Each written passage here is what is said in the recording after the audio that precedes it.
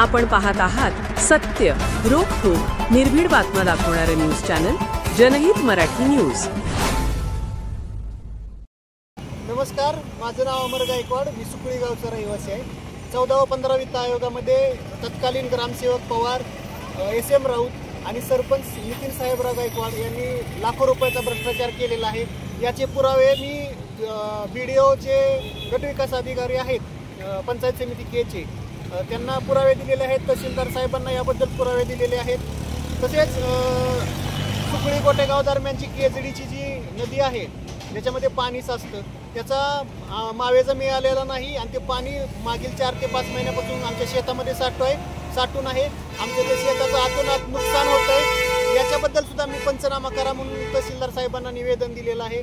तसेच 1972 मध्ये मावेजा मिळून देखील सुकळी गावातील ग्रामस्थ हे शासनाच्या पीक विम्याचा व अनुदानाचा गैरफायदा घेत आहेत। म्हणजे पीक विमा वगैरे सर्व घेत आहेत, ज्यांना त्यांचा मावेजा भेटलेला असताना तरी देखील तहसीलने आणि महसूल प्रशासनाने त्यांच्या सातबाराहून जमिनी कमी केलेल्या नाहीत। आम्ही या सगळ्या गोष्टींबद्दल तहसीलदार साहेबांना, BDO साहेबांना पुरावे दिलेले आहेत। आमच्या ज्या शाळेचे जिल्हा परिषद शाळा आहे त्याच्या मुख्याध्यापकांनी सुद्धा लेखी दिलेलं आहे की जी सॅनिटरी मशीन आहे आम्हाला पुरवण्यात आलेली नाही।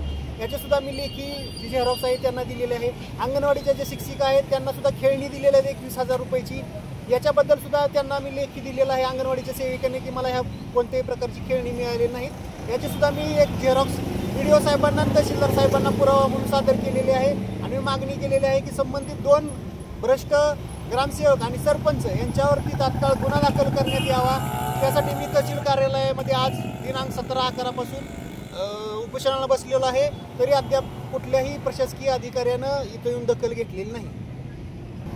जर आपण या उपोषणाची जर प्रशासनाने दखल नाही घेतली तर यापुढे आपलं काय कसं राहील उपोषण? हे आमरण उपोषण असंच चालू राहील।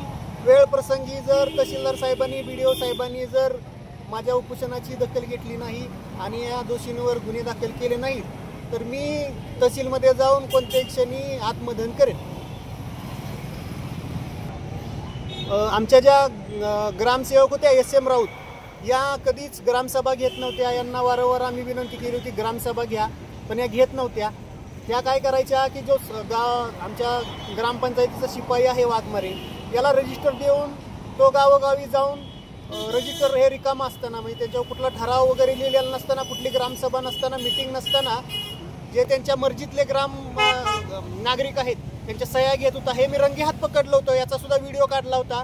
नागरगोजे साहेबांना सुद्धा ह्याचा व्हिडिओ दाखवला होता मी, तरी याच्याबद्दल काही दखल घेतलेली नाही। म्हणजे अशाच प्रकारे हे सगळे ग्रामसभा न घेताच खोटे ठराव घेतात आणि घरकुलमध्ये सुद्धा ह्यांनी जवळपास प्रत्येक घरकुल लाभधारकाला 1.25 लाख रुपये दिलेले आहेत मंजूर करून, ज्यांची आधीच स्लॅबची घरं आहेत आणि काही लोकांची अद्याप सुद्धा 1.25 लाख रुपये घेऊन ह्यांनी पत्र्याचीच घरं आहेत। म्हणजे घर बांधकामच केलेलं नाही तरी 3 हप्ते पंचायत समितीने यांना मंजूर केलेले आहेत।